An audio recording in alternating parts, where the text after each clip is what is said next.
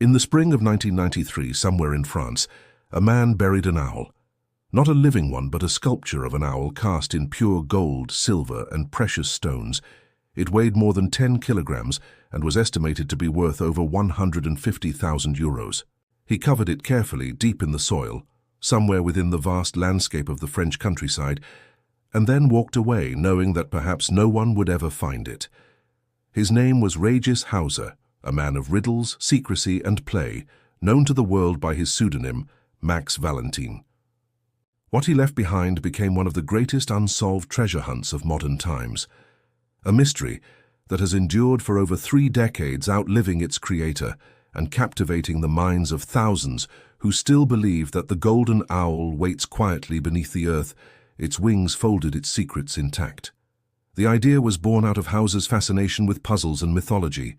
He wanted to create something that was part art, part story, part game, and entirely obsession. In the late 1980s and early 1990s, France had already seen its share of treasure hunts inspired by books like Masquerade by Kit Williams, a British riddle that led to the burial of a golden hare. Hauser decided to go further. He designed an entire experience, a collection of riddles encoded in a book called Sur la trace de la chouette D, or On the Trail of the Golden Owl. It was not simply a book of pictures and verses. It was a labyrinth of codes, ciphers, coordinates, allegories, and symbols that pointed step by step to a single real location somewhere in mainland France where the owl was hidden. To make it real, he commissioned an artist named Michel Becker to sculpt 2 identical owls, one made of bronze and one made of gold. The bronze version became the representation of the prize, displayed publicly. The golden one was buried by Hauser himself in a secret spot, its coordinates known only to him. When the book was released in May 1993, it immediately captured the imagination of the French public. The challenge was simple in theory: solve 11 riddles, then a 12th that would reveal the final location. But the execution was anything but simple. Each page contained cryptic verses accompanied by surreal illustrations, each of them hiding multiple layers of meaning. Some clues referenced history, others geography, astronomy, literature, even alchemy. Hauser promised that anyone who could decipher all the riddles and dig at the exact spot would be entitled to the treasure. He even went so far as to deposit a notarized document confirming the authenticity of the prize. It was a masterpiece of design, an intellectual trap crafted to ignite obsession. And it did. Within weeks, treasure hunters began to roam the French countryside with shovels, maps, and compasses. Some believed the owl lay buried near ancient cathedrals. Others thought it was hidden in forests, on mountains, or along forgotten rivers. Dozens of online communities, long before social media, began to exchange theories by fax and letter.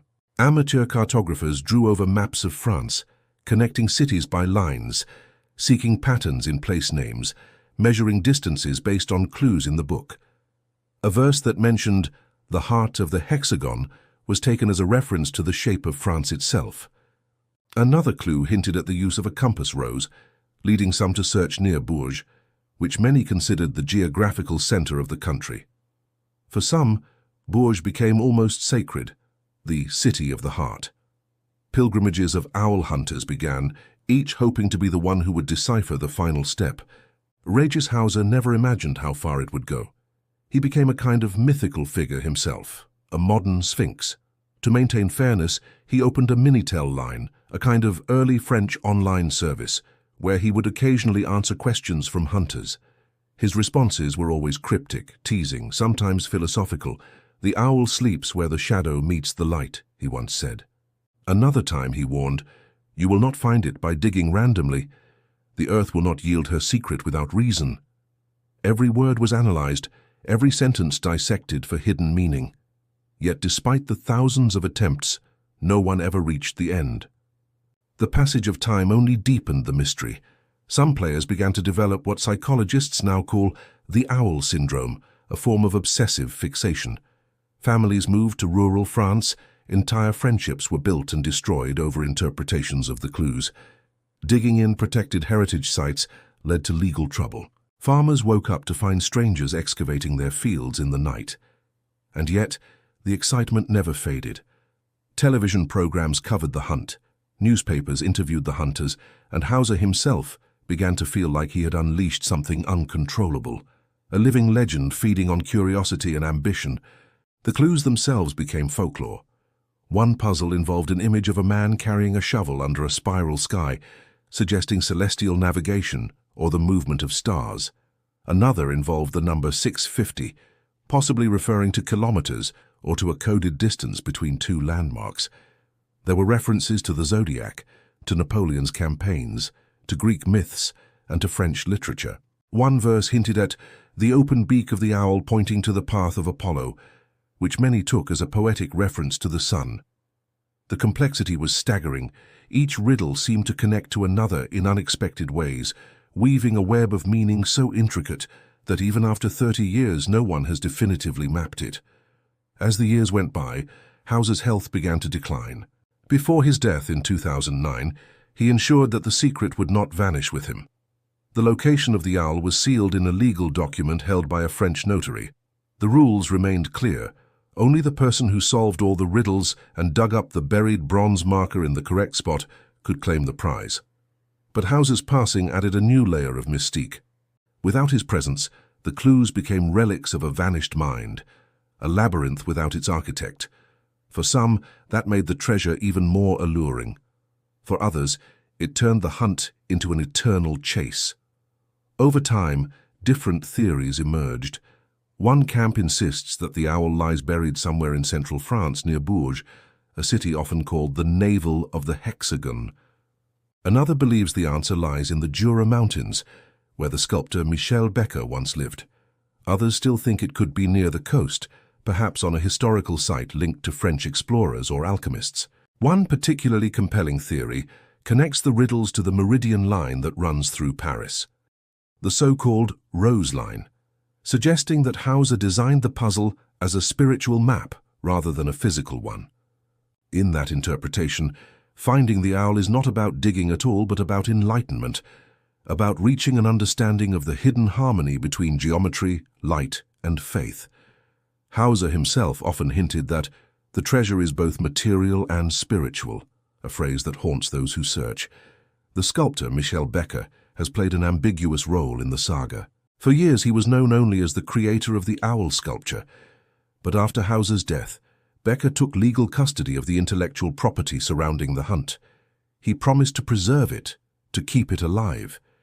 He even proposed releasing new editions of the book, with updated art and clearer reproductions. But for many, Becker's involvement reignited controversy. Some hunters accused him of altering clues, of profiting from the legend, or of holding secrets he refused to share. In 2021, he stunned the community by revealing that he now held the notarial documents containing the owl's exact location, supposedly transferred to him by Hauser's heirs. He claimed that he had no intention of digging it up himself, that the hunt should remain open until someone solved it fairly. Still, the revelation divided the community. Was Becker the guardian of a dream, or the keeper of a truth too powerful to reveal? The cultural impact of the golden owl cannot be overstated. It is more than a treasure hunt. It is a mirror of human obsession, a modern myth written in riddles. For some, it represents hope, the idea that persistence and intellect can unlock hidden wonders. For others, it is a symbol of futility, proof that even the brightest minds can be lost in endless interpretation. Yet the legend endures. Each new generation of hunters brings fresh energy, applying digital tools, artificial intelligence, and satellite imagery to clues written long before the internet era. Some have built 3D models of France, overlaying coordinates and sun paths. Others use linguistic analysis to find patterns in Hauser's phrasing. Still, the earth remains silent. No one has found the owl. What makes the story so haunting is the way it captures the essence of mystery itself. It is not about the gold, but about the invisible thread that ties imagination to reality. Hauser created a riddle that blurs the boundary between knowledge and faith. Every clue feels rational, but leads into the irrational, like a path that loops back on itself. Hunters report moments of revelation followed by despair, a constant oscillation between hope and doubt. Some describe feeling as if the owl were watching them, a metaphor for the way the puzzle consumes the mind. Others speak of dreams in which they see golden wings gleaming under the moonlight, only to wake up and realize they are no closer than before. The French countryside has absorbed these dreams. Over the decades, countless holes have been dug, in vineyards, in forests, near castles and Roman ruins. The scars of the search are scattered like whispers across the landscape. Farmers have learned to recognize the signs. A car parked at night, flashlights moving across a field, quiet laughter, the sound of metal hitting dirt. Each digger truly believes, that they are only a few meters away, and when dawn comes they leave behind a small crater, a testament to hope unfulfilled. For many, the act of searching has become more meaningful than the finding itself. One of the strangest aspects of the Golden Owl mystery is how it has outlived the age it was born in. In 1993, Hauser could not have imagined the internet era. Yet the hunt has thrived online with forums, Discord servers, and YouTube channels dedicated to decoding the riddles. Some claim to have solved all 11, standing only a step away from glory. Others argue that the 12th, the final step, is missing or deliberately misleading, designed to prevent anyone from succeeding until a deeper truth is understood. The debate has become philosophical. Does the owl exist as a physical object or as an idea? Is the real treasure the journey of the mind? In one of his last interviews, Hauser was asked if he thought someone would ever find it. He smiled and said, "I think so, but not tomorrow. The earth has patience." That sentence became a kind of mantra for hunters. The earth has patience. It suggests that the owl is not lost, only waiting for the right person, the right mind, perhaps even the right time. In that sense, Hauser transformed a game into a parable about human curiosity, the unending desire to uncover what lies hidden beneath the surface of things. Stories have emerged of people who came close. A man from Lyon who claimed he had decoded 10 riddles before giving up when his wife threatened to leave him. A retired engineer who sold his car to finance his digs in the Loire Valley. A woman who said she dreamed of the exact coordinates but was too afraid to act on them. None ever found proof, but they left behind notebooks filled with calculations, sketches and translations, fragments of a collective obsession. Some of those notebooks are now archived online, part of a growing digital museum of the hunt. Reading through them is like stepping into the mind of a modern alchemist, someone trying to turn symbols into gold. The golden owl has inspired imitators around the world.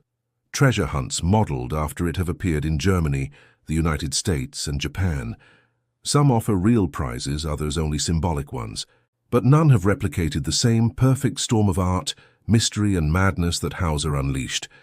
His work taps into something ancient, the same impulse that drove explorers to cross oceans, that led poets to chase meaning through metaphors. It is the human hunger for discovery. And in that sense, the owl is not buried in one place. It lives wherever that hunger exists. Even now, as decades pass, the hunt continues. Michel Becker occasionally updates the community with small remarks, never giving too much away. He insists the treasure still lies untouched. In 2023, the 30th anniversary of the book, a renewed wave of excitement swept through France. Television documentaries revisited the story, new solvers emerged, and old ones returned. Some believe that modern technology will finally crack the code, that the owl's resting place will be revealed by drones, AI pattern recognition, or archival data from Hauser's old computer files.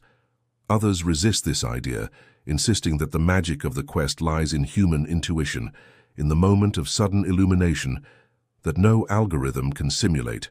Perhaps that is what Hauser intended all along, a game that mirrors the act of faith itself, the belief that truth is hidden, that it demands devotion, humility, and imagination to uncover. He was known to have a mischievous side, but also a deep respect for the mystery of things. In private notes later revealed by friends, he described the owl as a mirror for the soul. Those who dig for it, he wrote, are really digging into themselves. They learn patience, frustration, endurance. They confront their limits. They learn that the greatest treasures are not the ones you hold, but the ones you seek. There is something poetic in the thought that somewhere in France, beneath soil and roots and time, a golden owl still waits. Perhaps it is buried in a meadow where children now play, or near a forgotten monument, or under the shadow of a tree that has since grown tall. Perhaps storms have shifted the ground, burying it deeper. Or perhaps someone long ago stumbled upon it by accident and never realized what it was. The beauty of the legend is that we cannot know. The owl exists in a space between certainty and myth. And that space, that tension, is where all great stories live. If you travel through rural France, you might meet one of the hunters. They are easy to recognize. A backpack, a metal detector, a rolled-up map. Ask them what they're looking for, and they might smile and say, La Chouette.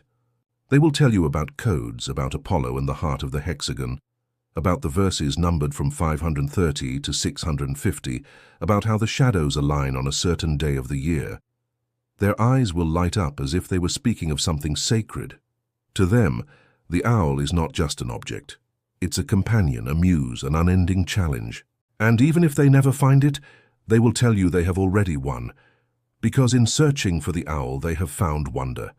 In the end, that is what Regis Hauser gave the world, not a riddle, but an experience of mystery. The kind of mystery that feels alive, that hums beneath the surface of ordinary life. He once said that he designed the owl to survive him, to keep people dreaming after he was gone. It has done exactly that.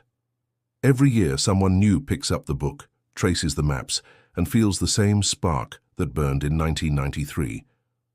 Somewhere, a spade touches the earth. Somewhere the sound of digging echoes in the night.